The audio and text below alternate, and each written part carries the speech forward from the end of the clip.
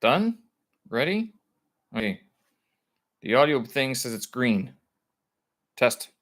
Test. Yeah, so that one should work a little bit better. Hopefully that works a lot better than it did just recently. Hmm. All right. I'll have to figure that out. Stop that. For you. When is this? Notify me. Upcoming. There we go. All right. All right. Yes.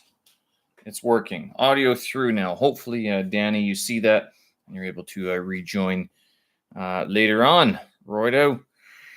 So, as I was saying before, let's begin again. Hi, my name is Stephen, and this here is my language vlog, where a channel dedicated to.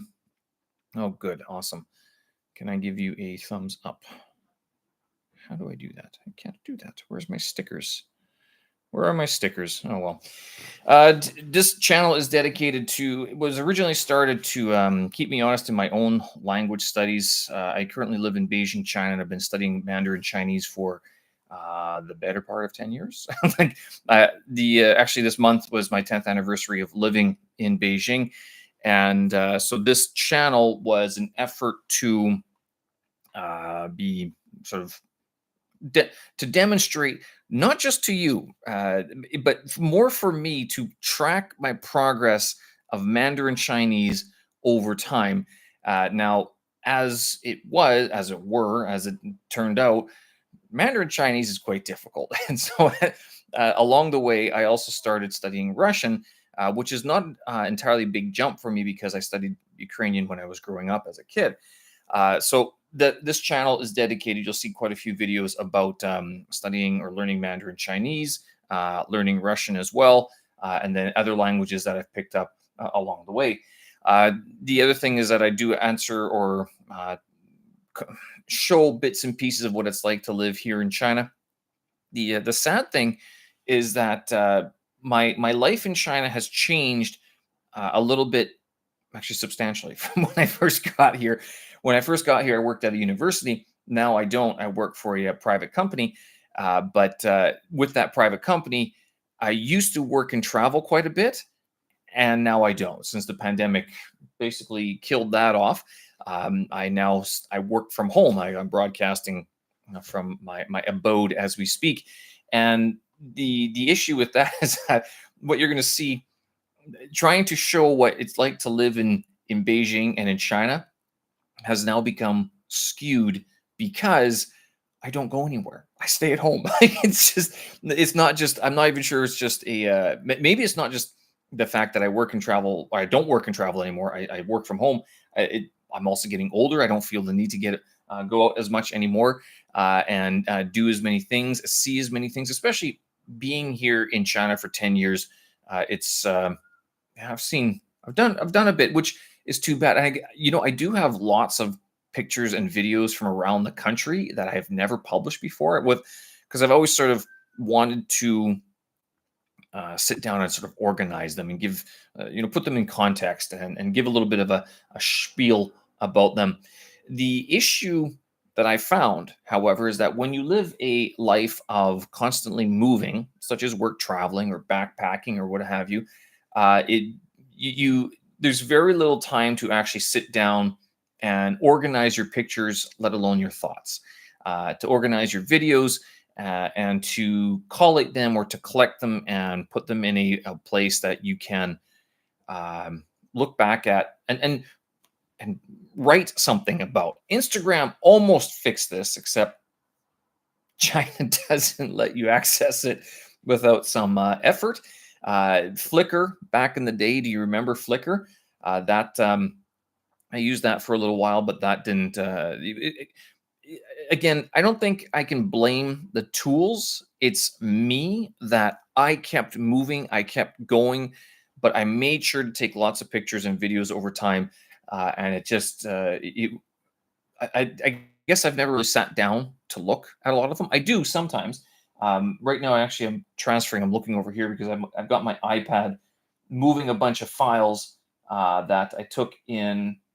or a bunch of videos I took in South Korea that need to be moved off of the GoPro thingy app so it can free up room and blah blah blah blah. So I'm watching this and it's taking 25 minutes so far to prepare the files to transfer. This is for those of you who are ever thinking about getting an iPad. They are not as powerful as the MacBooks or as a laptop, regardless of what how flashy the Apple commercials are. The N1 chip, M2, and whatever it is. Yeah, sure, they sure sound like they should be good, but the practice, the reality is a little bit different than the advertisement, I guess you could say. Anyway, enough of that. So I have traveled quite a bit through China, but today I was thinking I do these live streams. I try to do them 3 times a week. I was supposed to do this yesterday, but I was congested. I couldn't breathe, and I was like sniffling a lot. So I was like, okay, you know what? We will push that off to the next day. And now that it's at lunchtime here in Beijing, in China, I figured it'd be a good time to test out whether or not this would be a good time to stream, even though it's difficult for me to do this. Like, I don't think I would be able to consistently stream at lunchtime because I've got other things I got to get done during the day, and I like to live stream at the end of my workday. So, one second, we got this. Which folder am I using? That one, not that one. We will make a new folder. Korea, save, save. Good. Right. So, I like to do these live streams at the end of the day, so I'm nice and chill, nice and relaxed. I don't feel as rushed to get everything done.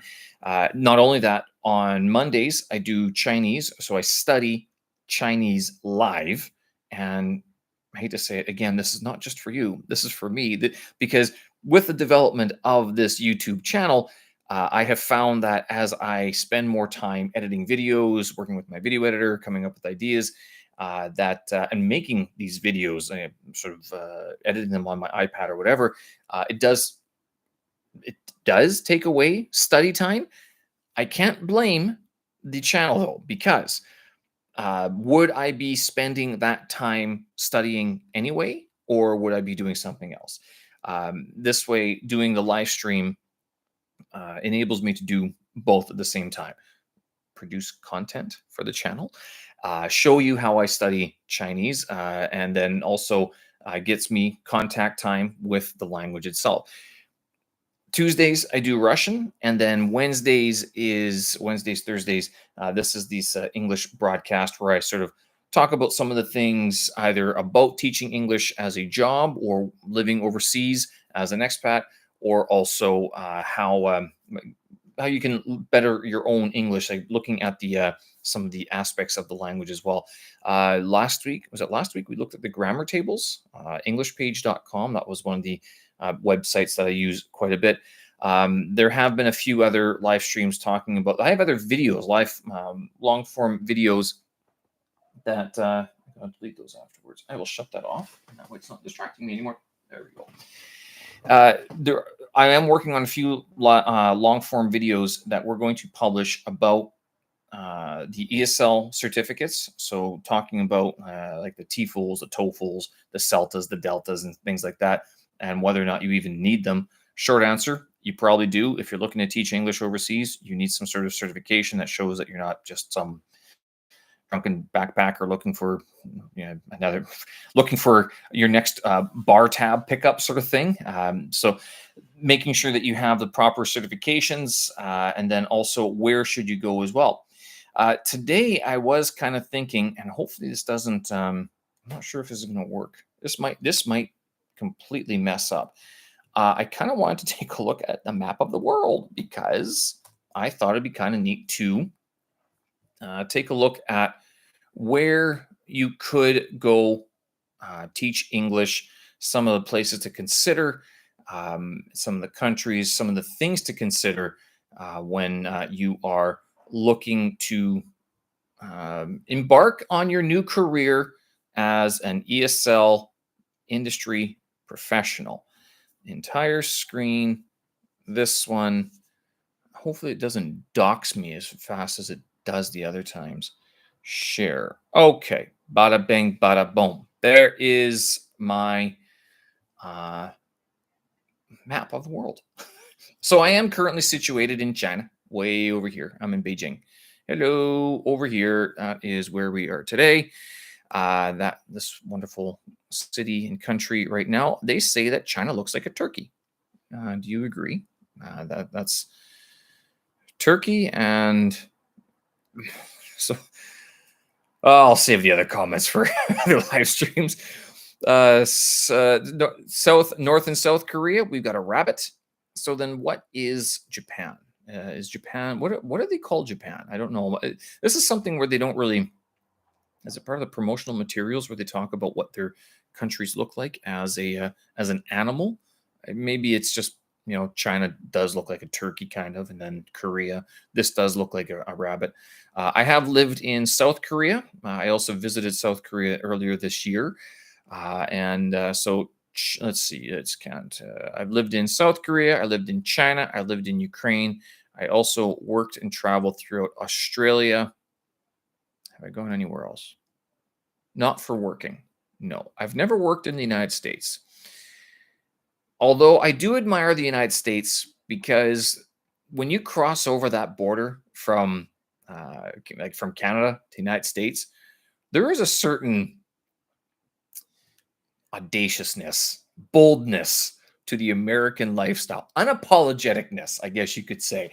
It is so it's like it's they could have a bad idea and they would still go full force with that idea just because they're like it's the greatest idea ever. It could be a bad idea, but it's the greatest bad idea ever, and they'll just go full force for it. Whereas Canada, and maybe this is part and parcel of the where a lot of the people live in Canada. It's right along sort of the border area, and not too many people live up here, and our winters are kind of harsh. You get used to them.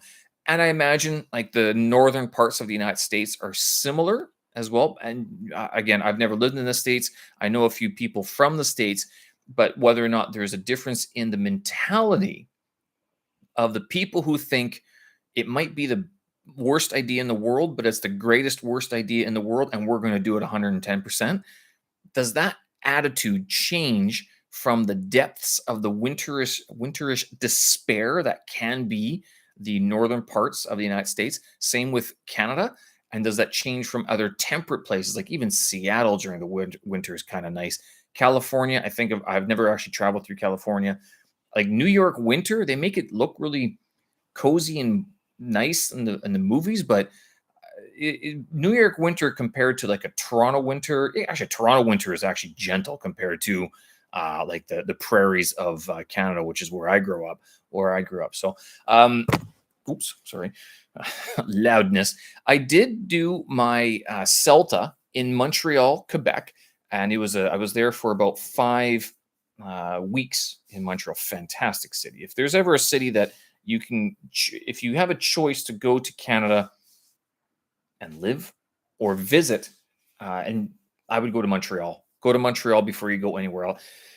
Vancouver, downtown Vancouver, I think it gets stale, especially after like 5 p.m. It just kind of um, the the like Vancouver is actually kind of like Toronto in some ways, that it's very business oriented, and you kind of have this sense that it should be full of activities and lots of things to do. The problem is that after 5 o'clock, people just want to go home, and it's so expensive. And usually, the people, in order to sort of afford living in Vancouver, and Toronto, they have to live so far away from the city town or the city center that they end up having to commute a large part to the like downtown, basically to their job.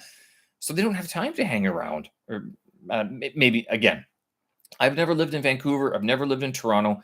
But my impression of Vancouver and Toronto as cities, as a visitor, is that they sort of quiet down after 5 p.m. Like the downtown core sort of quiet down.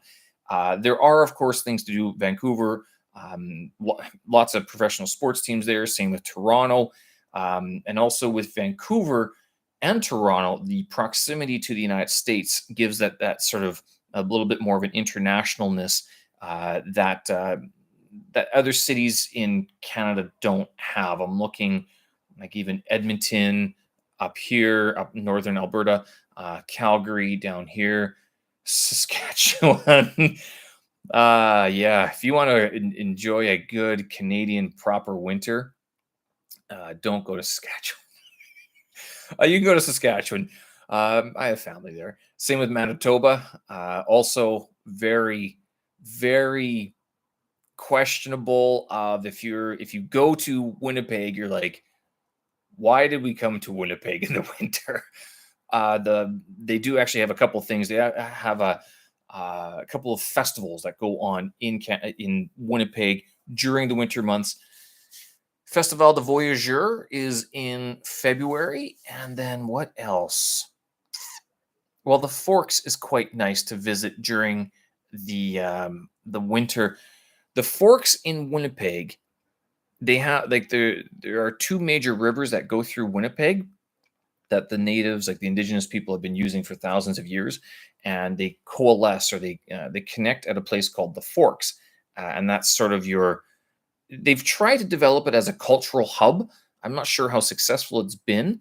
And the one of the problems with Winnipeg is that it's so open that when the winter comes in and it's so windy, it's just so bloody cold that you don't want to be outside very much.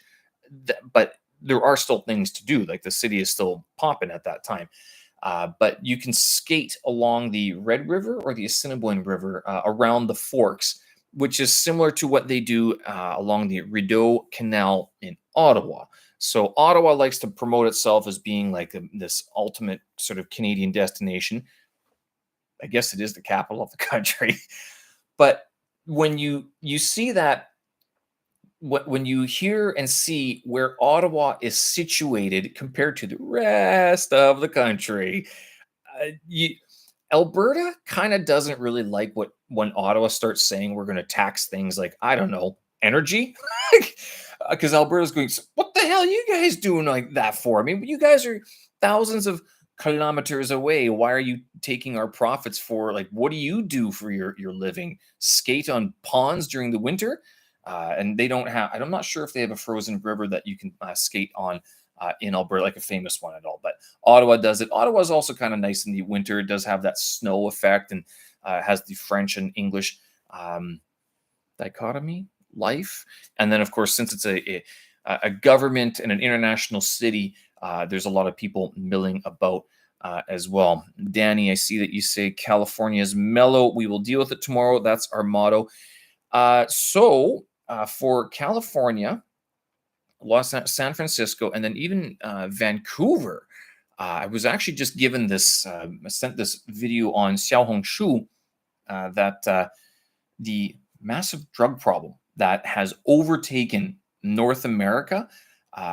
Actually, to tell you the truth, I see these videos and I see these images, and I just go, "What the hell's going on?" And I talk to people around Canada. I talk to people from the United States, and they all say, "Yeah, there's a massive drug epidemic that's going on, and the pandemic only made it worse."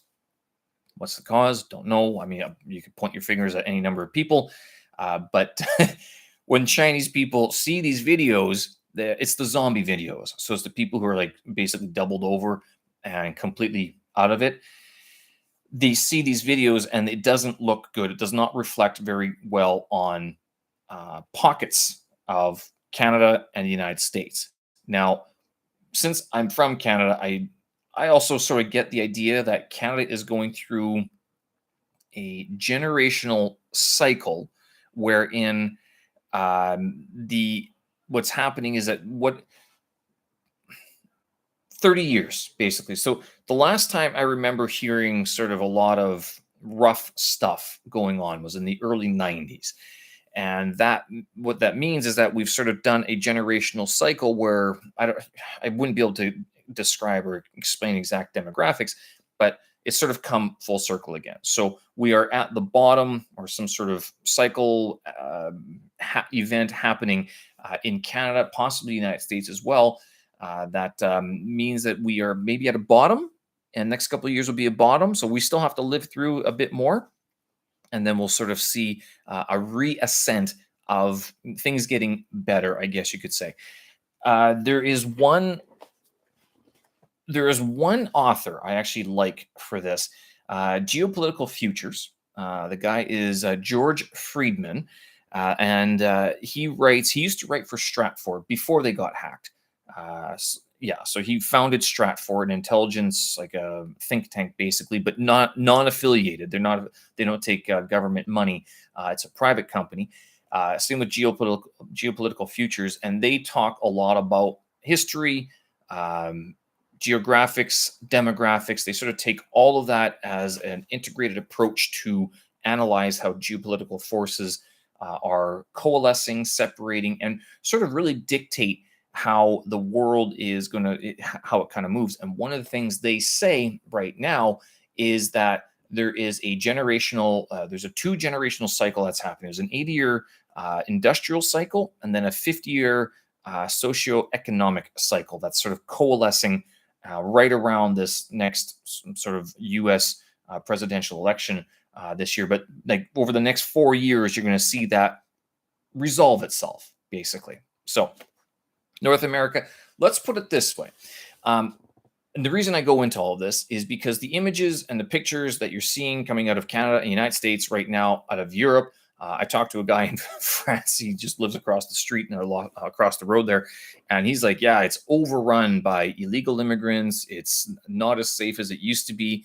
It's just, it's a very, you don't want to go out at night. So WTF. And then here I am sitting in China saying, oh, yeah, it's safe. You're not going to get knifed here. You're not going to get that. I know people can and will make the argument that there are certain mechanisms in place here in China that don't allow the same distribution of evidence, of videos, and sort of the shady side, the bad side of things. To be sure, China still has its issues, its safety concerns, and I know the what's it? A couple weeks ago, I made this video, "Is China Safe?" Where I was walking around. Now, I live in sort of a very foreign-friendly area, and by that I mean seeing other foreigners in this area isn't unusual. So you don't have that same sort of shock and awe, like, "Oh my goodness, like, who are you? What are you doing? Are you a spy?" That doesn't happen here. And given that there are so many foreigners, even the delivery people, the workers, it's sort of, it's kind of normal, I guess you could say. You can live your life without being accosted by anybody. Now, go out to the sticks, go outside of the city, farther away, outside the fifth ring, outside the sixth ring road. And that's just outside of Beijing. Yeah, you might encounter some more people who are kind of like, what are you doing here? Are you a spy? Which is such a common accusation. Are you a spy? And which, if you're ever in that situation, I've kind of learned to just kind of turn that back to them and say, no, are you? And that usually gets a good chuckle. And then they like write down take a picture just to make sure we get a picture of the foreigner, just to make sure that we have documented evidence of it. So anyway, is Canada safe? Is the United States safe? Is China safe? I don't want to push it away and sort of say, well, every place has its problems. Of course, no, duh. The issue is, like, I still see people. People still want to move to the United States. They still want to study there. They still want to immigrate. People still want to move to Canada, Toronto, Vancouver. They don't really talk about places like Edmonton, Winnipeg. They don't come up there. Montreal, they never talk about, which is too bad, because the places that have issues right now in the United States and in Canada, there are other places you could go. Like, you don't need to go to the major centers, even though that's where the major Chinese expat communities are. And I speak mostly about China and Chinese people going overseas because that's where I'm living right now. That's what I'm in close contact with. I'm also told, I know one guy who was in China. And okay, so Danny, you're saying all food delivery guys come from Central and South America. I'm guessing that's from in the United States. On that point, outside of Toronto and Mississauga, there was a guy I know who was in China. He's moved. He is Filipino. He's moved over to with his family to Canada, and he's saying that there are a lot of a lot of Pakistanis, a lot of Indians, a lot from not just China, but like this area, Pakistan, not Nepal, but India. So yeah, Asian still, I guess, but Southern Asia, India, and places like that. Vietnamese, Thai, Filipinos as well, quite a few. So they're all moving there. And so what happens? And I'm smiling because what happens in my line of work, if you do choose to go teach English overseas, you're going to or if you even get into something like testing, like language assessment, the IELTS tests, you can do that for a living if you really want to. TOEFL, I think, hires within the United States. But what happens is that you start hearing the generic, uh, culture specific answers that people give. And it's like imagine a classroom of like 50, 20 students, and out of those students half don't care. Okay, so they're like whatever. 10 kind of care, but then there's always like one or two that are actually good. So what happens is that the one or two good kids get a good grade, and all the other one and the middle ones, like from student number 3 to number 10, they're like, okay, well, I'll do what they do, but I don't really want to copy them. I'll just kind of learn a little bit, and then give my own sort of perspective as well. So for example, like if you're talking about your favorite t-shirt, the smart ones might go, okay, well, my favorite t-shirt is this shirt from Canada, which I got on a trip there to Toronto when I went with my family to do university exploration, blah, blah, blah, right? So it's like lots of good English going on. Middle class, the middle of the classroom kids would be like, okay, t-shirt. All right. Well, I like t-shirts. I wear them all the time. And the one shirt that I like most is this shirt that my mother gave me for my birthday. And so it's a bit more personal. Then you have the remainder of the class, students 11 through 20, who are like, I don't know what you're talking about. I'm not going to go to Toronto for university. I guess my parents have given me t-shirts. My mom says I should change them every now and then.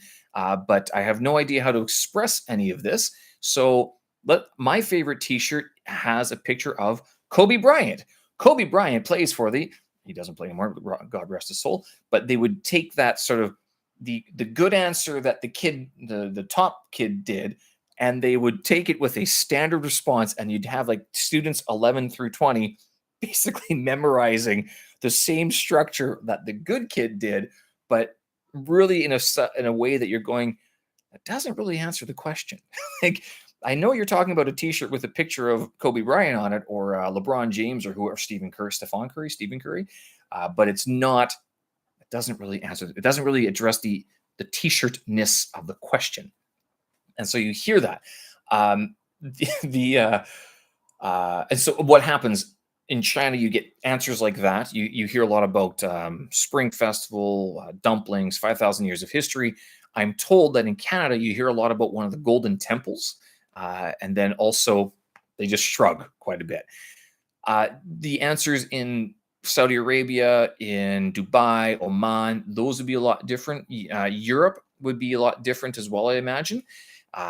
You can get some there, and I make fun of this, but there are kids and working professionals, people who are taking your ESL classes, taking like whether it's IELTS, TOEFL, conversational, generic classes that they do have brains, like they are thinking and functioning people, but they have this issue of I know how to express myself in my native language, but I don't know how to do it in English. And I face the same problem in Mandarin Chinese, where I'm talking to people and I'm like, I want to use a chunk of words that I would normally use in English, but I'm like, how do I say that in Mandarin Chinese? I have no idea.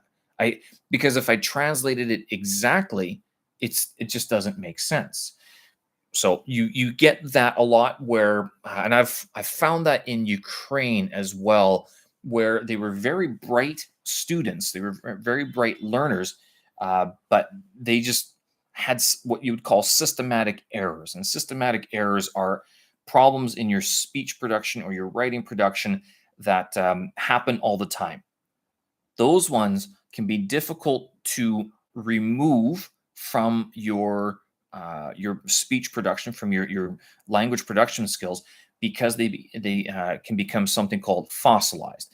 And a fossilized error is something that you've basically done it so much, and no one's really. It's actually not so. You haven't taken the time to identify what the issue is, that error stays the same. And by fossilized, they typically mean that you're not going to be able to change it. Whether or not you can, I like to believe that you can change it with enough practice. It's kind of like building a muscle and learning. Yeah, more like building a muscle where you have to train it.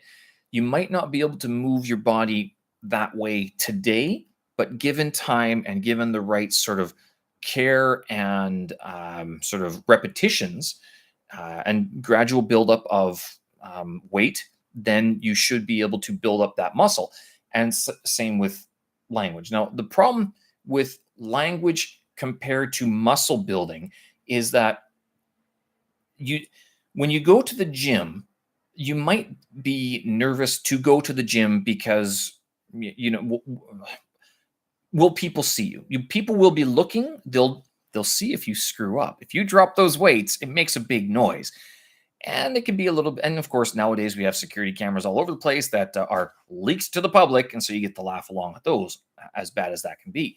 But with a language skill, uh, all that is to say, when you're lifting weights, you're not nervous about lifting the weight. You're worried about making that error. But once you learn your way around a gym, you learn how things work, you know your own movements, then you don't feel so nervous about going to the gym and lifting weights. And you can build those muscles sort of mentality free without thinking of what other people are perceiving you to be like. Language, however, every single time you speak, until you have got it down to like an automatic response, where it's just like a snap response, you're going to start overthinking about whether or not you actually understand what's going on. And that can be very debilitating. That can be detrimental to your own speech production. And you see this.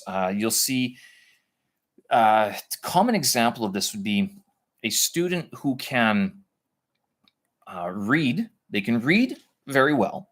They can write very well because it's all internal. There's no judgment going like.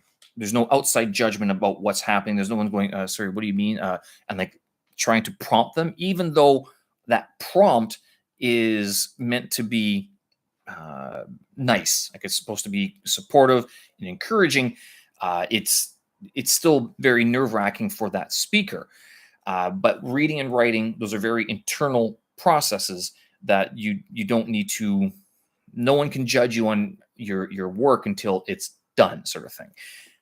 Listening can be like that, but then you ask a question, speaking, and all of a sudden you're like, they had no idea what they were saying. They have no idea what you just said.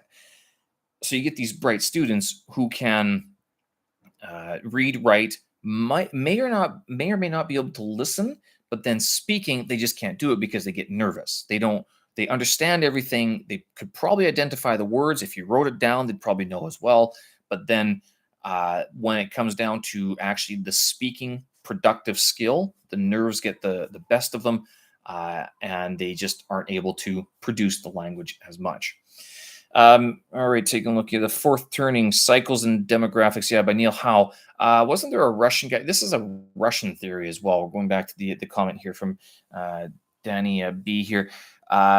There's that not Maslow's needs, Maslow's hierarchy of needs, not that one. There's another Russian guy who talked about the fourth turning or something, the fourth cycle. Anyway, there's cycles that happen. Anyway, you know what? Of all things, if you are, how do I put this? Those books and those ideas and the theories are fun to think about. And if anything, they are more of the purview of people who like to sit down and learn about stuff that will never affect them. And I say that because what can happen is if you're going to read geopolitical stuff, if you're going to read the news, like I think actually, if you want to travel, don't read the news. It's you will not go away from the news thinking that it's a good idea to leave your house. Um, it's I don't think I'm wrong in saying that. Uh, Reading history books can give you an insight into why certain places are the way they are. It can give you some insight into sort of a cultural, not so much cultural norms, but also cultural taboos. Like, oh, that's why you don't talk about this, or this is why you talk about things in this way, because they have a history behind them. Europe comes to mind, Poland, Ukraine, of course, but even walking down the streets of London, it's a historical city, historical country. I mean, so many of these places are, and this is kind of the very neat thing about being able to travel and go overseas to teach or to work. And I need to tell you, you don't need to teach English to go travel and to go work. You can go, there's lots of other things. I myself looked at becoming a musician, like a drummer on a cruise ship that would travel around the world and call in every now and then. The I did do my research on it, and I'm not. I never believed I was as good enough a drummer that I could do it. It was explained to me that the people working on pretty much on high level cruise ships are the people who didn't make it in places like New York or the West End in London. So things like that, where you had such high competition, such a high bar, but there are so many jobs available that you could. I mean, there are so many jobs available, but you do need to be good at what you do. Same with sports. Of all things, I don't know what's more shocking: uh, showing up in a country and meeting someone who's been living here as an English teacher for X amount of years, or meeting someone who's like, yeah, I play basketball for the local team. You're like, what? You can do that? So wait a minute. But like you're an English teacher too, right? You play basketball and you're an English teacher, or no? They're like, no, I just play basketball. Like, you can do that? Yes, you can. You can go literally be a basketball player, hockey player in Europe. You can. You don't have to be an athlete. You can be like there's a lot of what would you call it, middle manager positions as well. So foreign companies. If you ever come to China and go up to Changchun, Heilongjiang province. I'm going to zoom in here. Changchun, Shenyang. Yeah, so Changchun has a lot of German manufacturers, a lot of German car companies there, and so as a result, you'll meet a lot of middle managers working for those automotive industry in the automotive industry as well. Some of them speak Chinese, some of them don't. But so that like Changchun is where you could. That is to say that there are other industries that you can work in. You don't just have to pick ESL. You can basically pick any industry and start looking for work. That being said, um, there are in China at least, and I'm not sure. I'm sure this exists in other places. There's something to be said about being, I must say, qualified, not qualified, educate, have a degree. So, or have some sort of experience in it. So, what happens is that, and this can deter some people from going overseas. But at the same time, if you're willing to go overseas, can put you above someone who is qualified but who doesn't want to leave, who doesn't want to go to China, who doesn't want to go to South Korea, who doesn't want to go live in Oman or something like that, or go to Mexico City. So making sure that if you are willing to learn the job, if you are interested in the industry, if you're interested or want to go live somewhere else, you can find a company that will employ you, or at least give you, at least talk to you about it, and maybe they will know someone who is looking for someone who isn't exactly schooled, have a degree in that field, but they might be able to work something out. China and a lot of places do require you to have a degree of some sort, and typically they will it gets tough, especially the older you get, because the problem for the young people is different, because young people might have the degree but they don't have the experience. Old people could have the experience in the field but not the degree in the field. for case in point with me, I don't have a media degree, but when someone asks you like, do you know how to do audio work? Oh, we need someone to do podcast post production. I'm going, hi, I can do that. I mean, I have all the a lot of the little nifty tools and stuff like that. You can. It's not difficult to do. It does require more experience points than it does education points, and that takes time to develop to attune your ear to what the audio files need and stuff like that. So things like that, where the older you get, you can work on your interests that give you experience that can get you talking the jargon to companies around the world, but then you don't have that degree. One thing you might want to consider if you're looking to live and work overseas, but you don't have the qualifications, and I've seen this mostly happen in the education sphere, but that's again because I work within that industry, that you can ask about whether or not they would train you as you do the work. So, like not so much an internship. You don't want to be if you're going overseas. It's very hard to volunteer your time and effort if you're paying everything. It gets tough. But inquiring about the company's education policies, whether or not it's something that you can learn on the job or study a degree, take a degree, like complete the qualifications for a degree as well while you are working that job.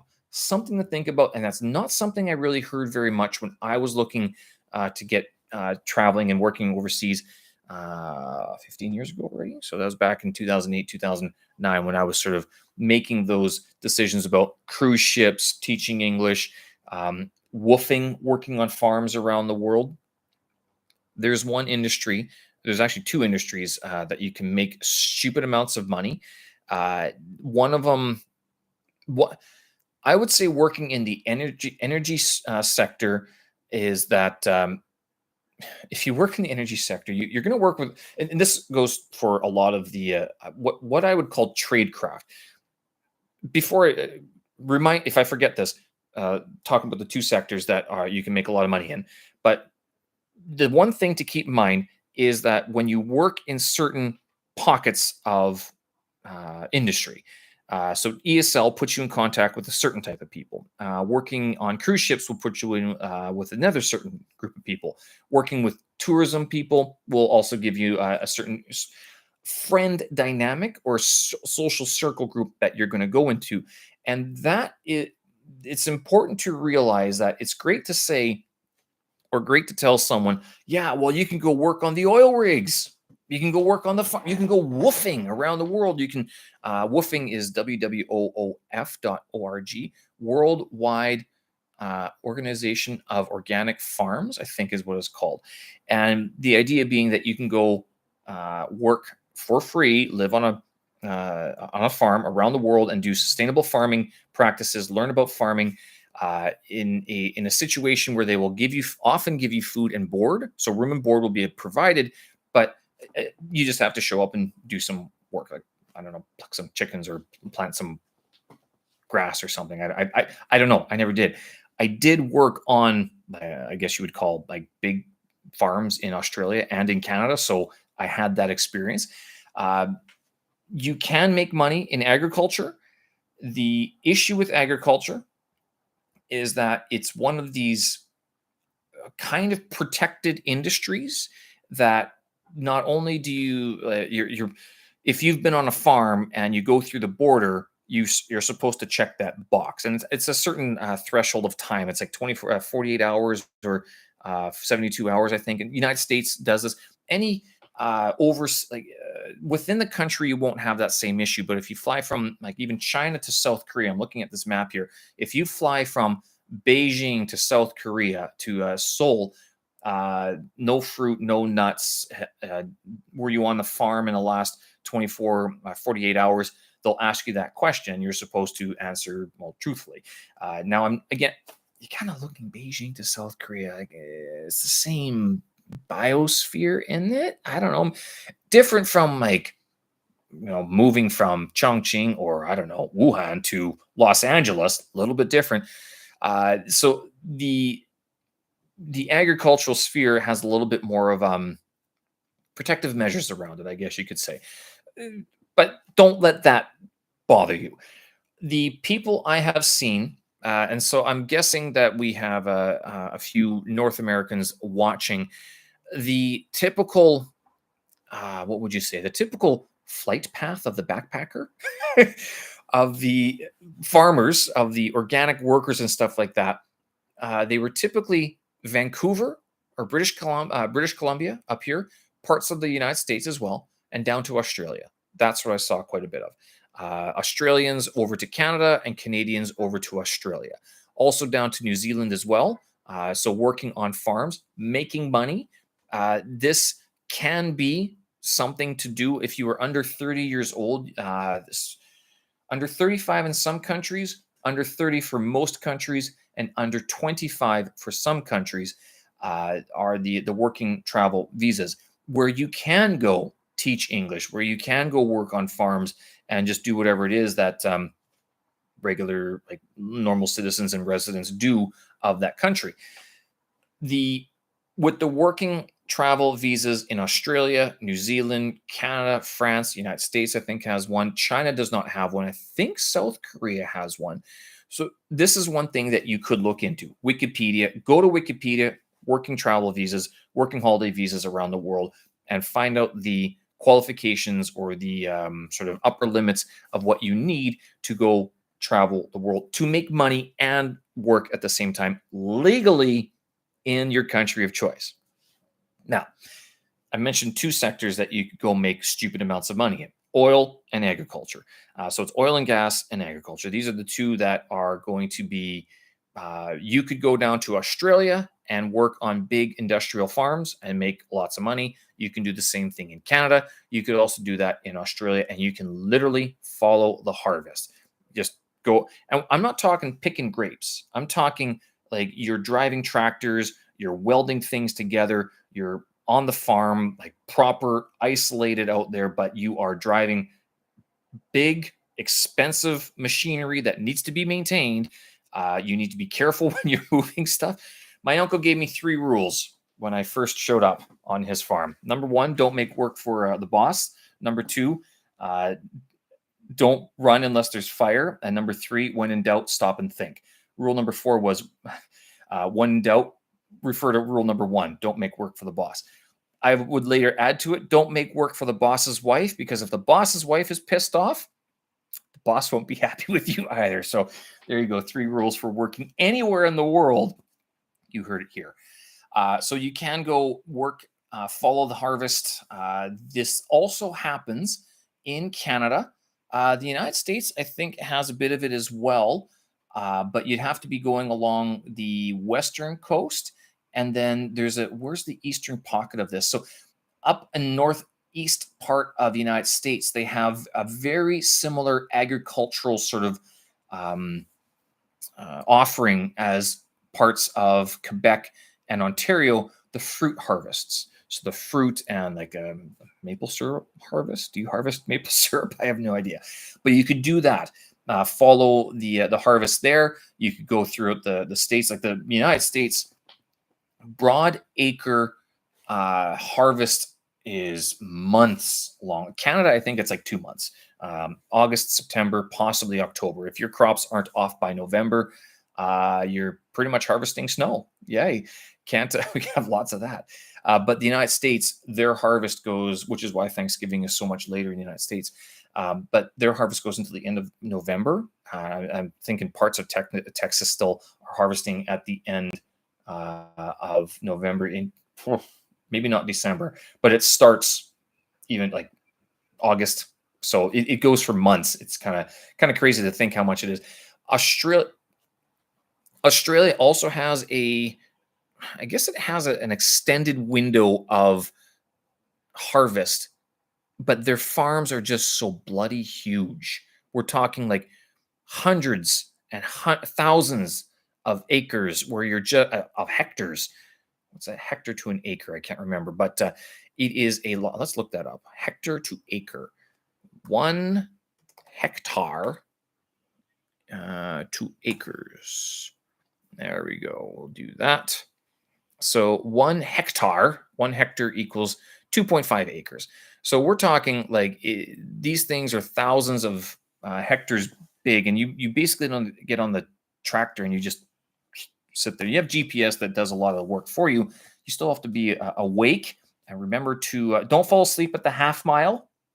I was told about that, and make sure you don't hit any fence posts, because if you hit a fence post, it rips out the whole bloody fence, knocks it off, and the animals can walk all over the place and eat your crops, and the kangaroos can get in and caught again. It makes work for the boss. You don't want that to happen. So all that being said, you can work on these big farms, follow the harvest, and whether it's a fruit harvest, broadacre cropping, broadacre cropping harvest, that can be done. And on the flip side, I'm not sure if the fruit harvest has it as well, but the broadacre, the big farms, they will also have seeding. So if harvest happens in September, October, November, then your seeding season is going to be March, April, May, somewhere around that. It's going to vary on the geography, and flip that for Australia. So seeding is October, November, September, October, November in, let me get that straight. Wait a minute. No, yeah, something like that. You're seeding into October, November in Australia, and you're harvesting in March, April. I'm guessing. I might have. Do I have that backwards? What was I doing? What? I was seeding in March, though, wasn't I? Yes. Huh. No, so they might have the same harvest. I can't remember, to tell you the truth. Seeding and harvest, two big times to be on a farm. It's go time. You do not. That's not the time where you're like, but I am tired. I'd like to have a nap. No, there's no napping at that time. You might have to work extended hours. Your office job will look very comfy if you're working harvest on a farm. Let's put it that way. Seeding, likewise. Oh, speaking of comfortable offices, if you want to experience what working on a farm is like, try have one of your what do you call them, talons, one of your seating ring bars fall off, and you have to go put it back on because you don't want it dangling back there 50 yards behind the tractor, which can then puncture tires and cause all sorts of other issues. You have to go pick the thing up, and it's pelting down rain, and it's still only 10 degrees. It's 10 degrees Celsius. Well, I don't know what that is in Fahrenheit. I mean, it's cold, but it is like raining and windy cold compared to like, oh yeah, it's windy cold, but I'm in an office, so I don't need to go anywhere, sort of thing. Um, Something to think about when you are going to go work on farms. I have seen it myself where people have shown up on farms, didn't last. I think my cousins even had a bet, I think, going the first time I showed up on the farm, and they were like, we give them 3 days. And I ended up working around the world on farms. There you go. Amazing how life works. So you can make money with agriculture, something to think about. Don't fuck around. And I say that in all sincerity, that the farmers, they're very trusting. And I've noticed this of farmers around the world. They have to be very trusting because they need people to work, and they want to establish. They will give you the benefit of the doubt. They're not typically, if you have an industrial sized farm, or if you have any sort of any big farm, they're going to be trusted. Will get let you have a go. We'll give you a chance. No problem. Please come on over. We will feed you. We will water you. We will help. We will drive you around. And you got this car, blah, blah, blah. Just please don't break it. Don't make more work for us is basically what comes around. And don't be, think your city center linguistic discourse, save that. Just, you know what? Work the job, do the job, and let the textbooks and academics take care of themselves, sort of thing. Because in harvest and seeding season, it's all fun and good to be contemplating other things, but really there's a job to be done, and that is their bread and butter, literally and figuratively all at once. So if you're going to go work on a farm, show up, do the job, don't complain. And if you're going to complain, then think about whether or not you actually want to be there. I think that's important. I think that goes for a lot of jobs, just about anywhere. So farming is an agriculture, and you don't just have to drive tractors. You don't just have to work the fruit harvest. You could be a of all stereotypical things in Australia. If you were a woman wanting to work on the farms, then you were typically put in the kitchen. Now you need to, you do your own research on how that's going to play out for you and what you want to do. But typically, if and the reason why for that, I laugh about it, but in Australia and I think even in Canada, in order to renew your visa, you had to do 3 months or 90 days in a rural area. But that didn't mean that you have to be on a farm. You could be at a pub, you could be at a hotel, you could be at a tourist destination as well. So they have a certain visa requirement that if you want to renew, you have to show a good effort at supporting the country and its agricultural needs or something like that. I don't know what the idea is. Basically, they're looking for you to do cheap labor on a farm, so that and they'll give you the privilege of renewing your visa at another time. So that's something to think about. Oil and gas. Oh boy, whoopsies. Oil and gas, another big money maker, but you are going to be in a very different demographic of people. And I say that I never worked oil and gas. I tried to get a job on the mines in Australia. I want to drive one of the big trucks. That was my big goal.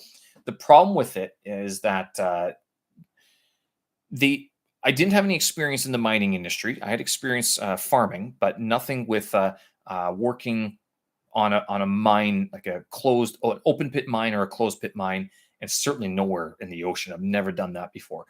I did that. I read that book, Storm of the Century. That was a harrowing book. If you want to discourage your friends from ever going to work on a fishing boat, read that book about that storm of the century. Yeah, it happens every 100 years or something like that. Anyway, but for working on mines, there are a lot more. Let's put it this way: farming, they will give you the benefit of the doubt. They will be willing to let you have a go. They won't require certifications, but if something goes wrong and police have to show up for some reason, like if someone gets injured or something, then that's where things can get a little bit dicey. But farms are a little bit more willing to teach you something and not expect you to have a certification for it. You don't need a welder's license to go operate a welder on a farm, but it helps. And certainly the farmer, like the head honcho farmer, will make that judgment call about whether or not he trusts you to use that machinery. And again, they will let you have a go. They will train you. They will show you what to do and what not to do. So you pay attention. On the oil rigs in the mines, it's not the same, since it's more of a gated community. And I mean that by that, in order to get onto an open pit mine or a closed mine, to get onto an oil rig, of course, there's a process that you need to do. There's badges and security clearances and stuff like that. So in order to get one of those badges, you have a job, and that job will require you to show that you can do. They want you to demonstrate proficiency, and that is usually by way of not just experience, but a certificate. And like, hey, do you have a reference to someone else who we can talk to make sure that you're not a crazy welder people who's going to try to weld other people's eyes out or something like that? I mean, just as an example. So to work in the oil and gas industry requires a few more steps of certification, which you can usually get when you're on a farm. Now, because in a farm, again, they're willing to have a go. A lot of it happens away from the spotlight. So there's not as much issues in terms of training people how to use equipment such as a welder. What you would do, and this is particularly important if you want to drive trucks, you would go work on a farm. You're going to commit a few months, if not a year. If you committed a year to working on a farm in Australia or Canada, and you were sincere and like willing to have a go and try these different things, and were safe and on time and everything like that, within that year, you could be trained and proficient in using just about any tool or machine that is currently used in production within reason. You'd be able to drive a truck, big truck, small truck, you could do it. You can drive a tractor, which is a different license compared to a truck. And by truck, I mean like a semi trailer. Like in Australia, they call them a B double, but in Canada, United States, they call them a semi trailer. So two trailers together. In Australia, they have three. That's a road train, another type of license as well. But you can learn how to use operate those things, those trucks. You can learn to use like welding, the cutting machine thingies, a lathe, all sorts of machines as well. So in terms of um, learning the skills of learning the trades, a farm is a very good place to do that. But if you want to go work on an oil or gas, like a gas pit or whatever it is, then you'd need proper certification. Good, because then you could go to the city, say, hey, I'd like to get my welder certificate. I'd like to get my anhydrous certificate or something, which is just a video that you have to watch. There are a few, you could go to like a college or even just the standards safety council or whatever it is. They'll have a list of places that you could go to get your certifications and then just tick them off. I mean, and you have the experience. Typically, what happens is that you'd have to take a test of some sort. It's usually a theory test to test whether or not you know, like, not to touch these two wires together, sort of thing. The other thing is that they would require, sometimes they have practical tests as well. I'm not entirely sure. I never got any other certifications. The one thing that stopped me from going to work on the oil and gas or the open pit mines in Australia was the fact that I didn't have my MO license. So it's a trucker's license, which I couldn't get in Australia because I didn't have one from Canada. But in order to get one in Canada, I would have to go back to Canada and take the test. M1 license, I think it was. And in order to do that, it's an air brakes license. And there's there's a certain weight class you have to be part of as well. But if you want to do that, you can drive trucks, Canada, Australia, United States, all over. Let's put this in perspective. If you come to a place like China and you're like, hey, wow, look at these people. They're so, wow, developing country. You see the bicycles, you see the trains, and that's all great and good. But then you see these massive trucks drive by on the highways. And you're like, at first you don't think about that because you're like, it's just a truck. But then you think about it a little bit more and you go, well, but I'm a university educated people. I talk books with people. Why can he drive a truck and I can't? Because he showed up and he did the test. He learned how to use air brakes and stuff like that. And I'll tell you, if there's one thing that will dissuade you from ever driving in China, take a look at some of the CCTV footage. That'll give you a good warning about keep your eyes about you. Make sure you're aware that that truck, it doesn't have, like, it's safety, basically. You want to be safetying stuff as well. So all that is to say is that just because there are lots of jobs available, you might need certifications for it. The other thing to keep in mind is getting that experience. And something that seems scary, such as like driving a massive truck, which, to be honest, there's a difference between driving a truck in the country. There's a difference between driving a truck up and down hills and then driving a truck in the city. Those are three different circumstances that you basically have to learn how to operate that type of machinery. Going into the oil and gas on land, offshore is a very different beast. They'll pay you more for it, but then you're locked up basically for 4 weeks at a time, 4-5 weeks. In Australia, even Australia, like some remote places, and then also in Canada, I think they have 2-3. So the 2 weeks on, 1 week off, or is it 2 weeks off, 3 weeks on, 4 weeks on, 1 week off? So they have that sort of a striated or tiered employment opportunities. So they'd fly you out and they'd pay for the tickets and everything, fly you out, drive you out, whatever it is. Same with the rigs, the oil rigs on the sea, on the oceans. You can do that, but again, you're going to be in a certain place. You're going to be, if you're an art student and you are used to reading Pride and Prejudice, you might consider working on an oil rig to pay off your student loans if you have them.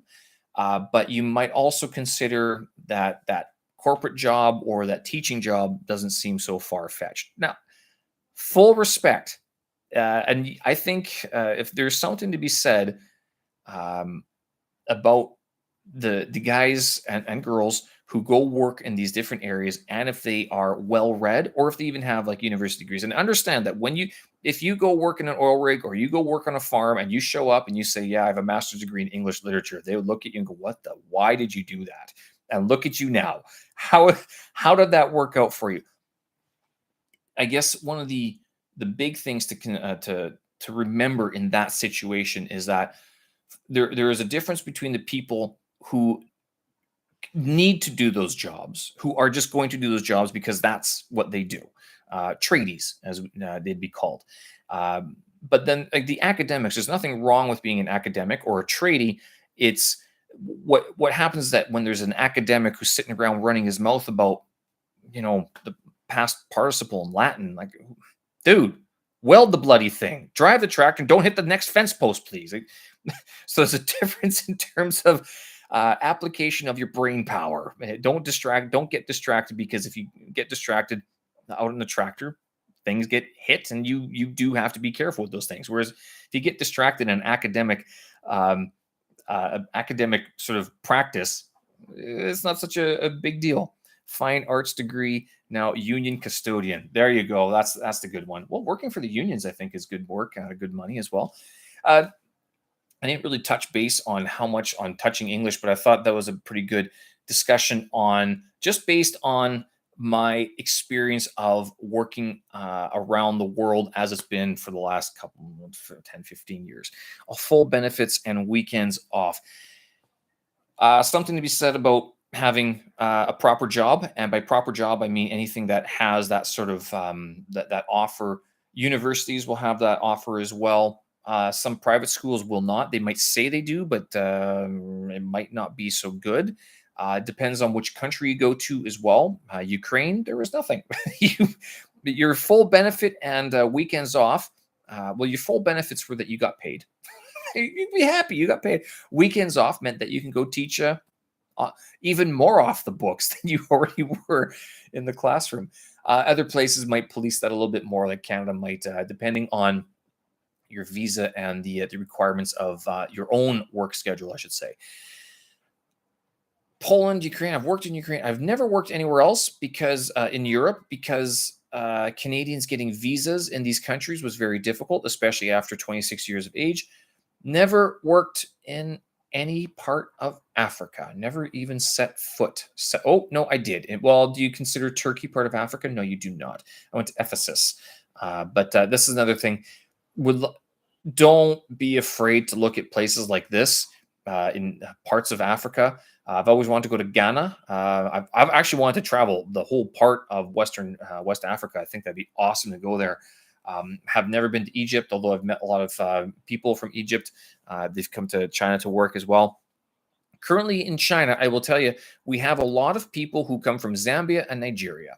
So these are two places those are the names that pop up quite a bit for countries that have sent over their English teachers to China.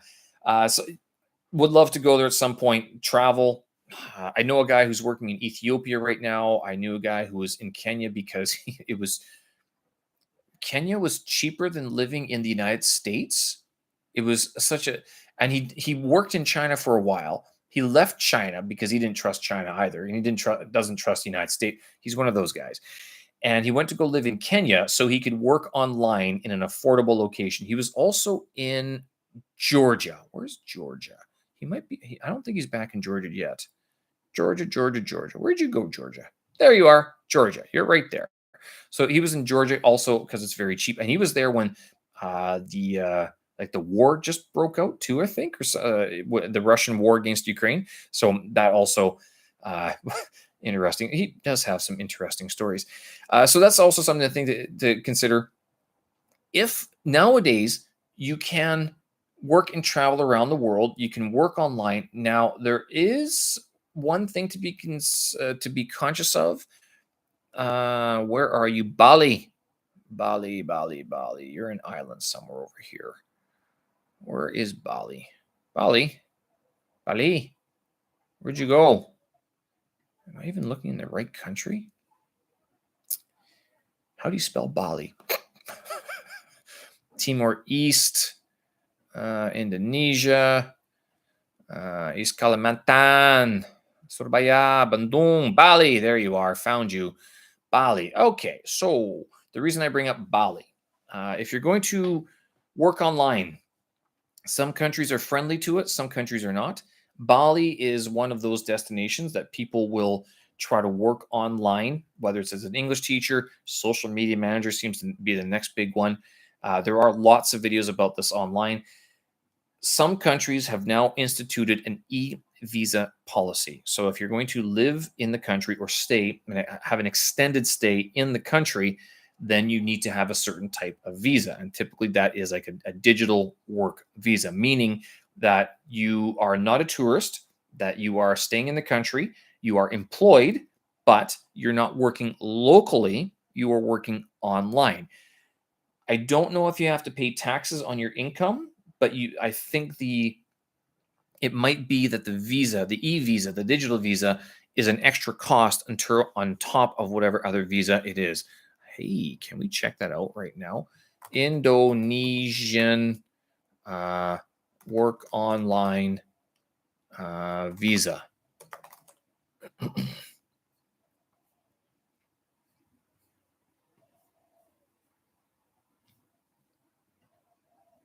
Ah, there it is. So this is something. This has come up over the last couple of years. Remote worker visa, 1 year.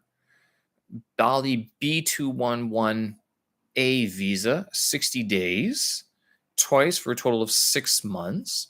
Second home visa, have a minimum saving of 2 million, 2 billion rupiah. How much is 2 million rupiah? Let's check that one out. Two, zero,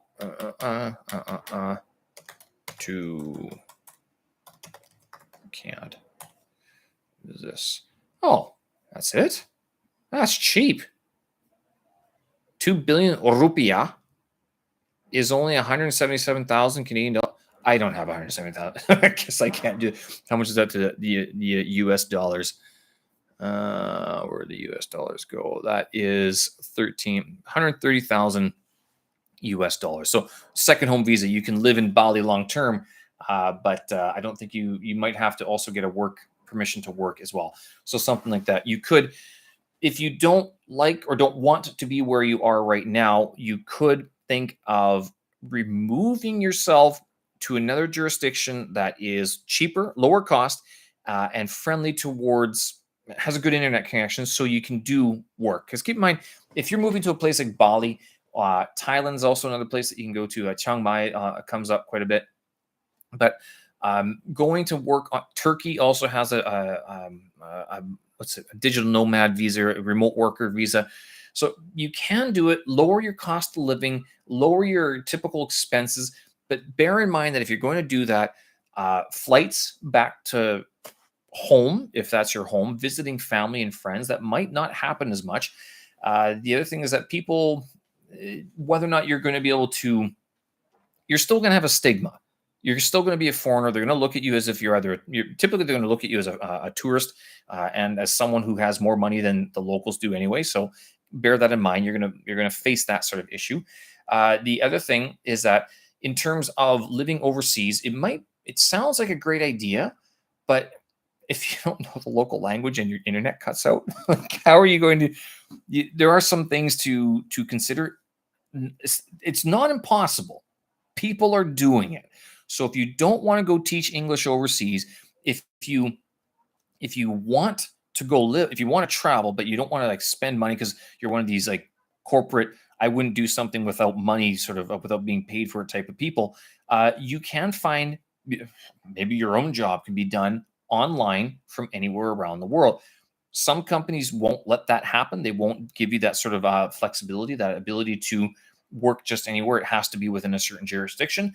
But social media managers, if you're a freelancer or a contract worker, you could think about posting up in someplace like Bali, Thailand, Turkey, Was it how do you say it? Medellin, Colombia was the other place. Where is we will go to South America. Venezuela? No. Where are you? Colombia. I don't know how to say this. Bogota or Medellin. I say Medellin, but it's probably a different pronunciation. So going to places like this as well would be very cheaper, a little bit different of a lifestyle in Bali or Thailand for sure. I've never been to South America, so I've never been anywhere around there. Sadly, I'd love to go there at some point to visit. I actually kind of want to work on all seven continents, but I'm not sure if that's going to be as easy as I think it should be. So again, you might not even have to move to the other side of the world. You could probably fly south and pick up, if not other work, then keep on working your online job, same time zone, or at least a closer time zone to your home state, home province, hometown, and the people that you know and love, right? All right. If there are no other questions or comments or concerns, I will end this live stream. We've been going on for 75 minutes so far, over an hour. I hope you guys enjoyed that. Thanks to you who were tuning in, watching in, chiming in as well. Hope that gives you some insight into what it's like to maybe not just teach overseas, but to live and work overseas as well. Some of the things to think about. Now, this is all what I sort of have learned through my own research. There are a lot of jobs, and you know what? Of all things, you don't even need to have a job. You can start a business, and if you're willing to offer a product or a service, and then are able to coordinate the production of that as a layaway payment offer of some sort. If you're able to do that sort of stuff, then my goodness, the world is your oyster. It is you're there for your taking, and you're probably going to come to China at some point because there's a lot of stuff still being manufactured in China. You'll probably be doing a lot of trips to South Asia because they do have a lot of manufacturing there. Although I know parts of South America and Latin America are doing more production work as well, manufacturing, I should say. So, something to think about. Should you go travel? Yeah, you should. Should you teach English? You could. You don't have to. Should you become a hockey player in Europe? If you got the skills and the willingness to do it, sure thing. Basketball in China, it's there for you as well. It's not the NBA, but you may or may not be loved. Who knows? There you go. Yeah, no worries there, Danny. I'm glad you got something from it. Lots of research, and it's really going to come down to, of all things. I can tell you one thing: I have never moved to a country I've visited. So I never visited China prior to coming here. I just I was like, oh, I'm going to move to China. I moved to China. That was it. The countries that I typically travel to, I don't usually want to work in, because mostly because it's just like sort of the situation. It is very different visiting a place and living in a place. Visiting a place and then trying to work in a place, very different experiences. But and you do learn a lot. It's good for your Wikipedia biography or Wikipedia page whenever that gets written, even if it's just you writing it.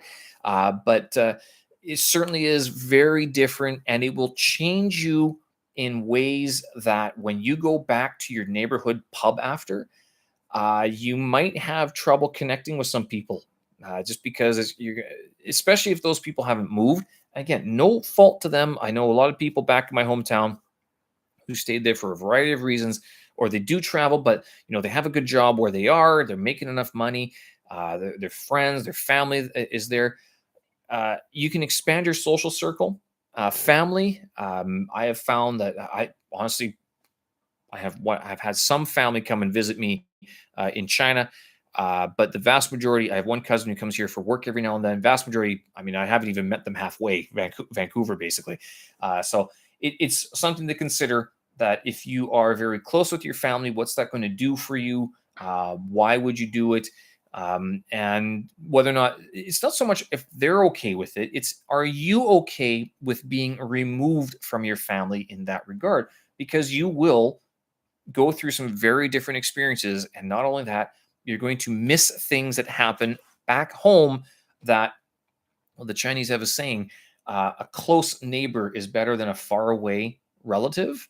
So that sort of tells you you can be family, but if your mom, your dad, or your brother, or your family member is having trouble and you're not there to help, well, then is that better or worse than even for you being in an overseas situation? If you're living overseas, who do you depend on more?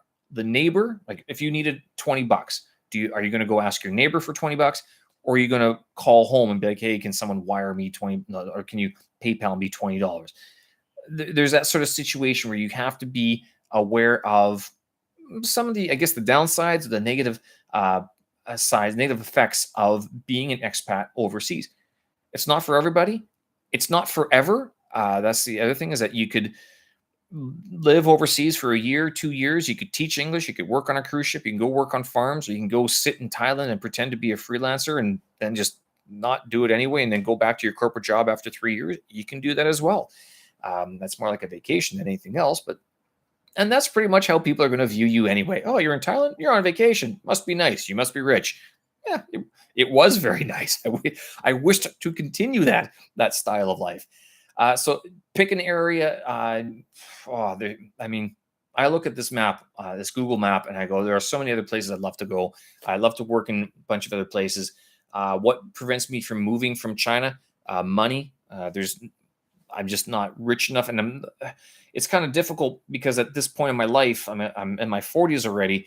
I'm looking at it going, it's all great and wonderful to think that you can go work anywhere in the world. The problem is that there is ageism, that they do prefer people to be on the younger side of things, whether that's because they can take advantage of you, whatever, or simply the likelihood of you not dropping dead is also probably pretty high.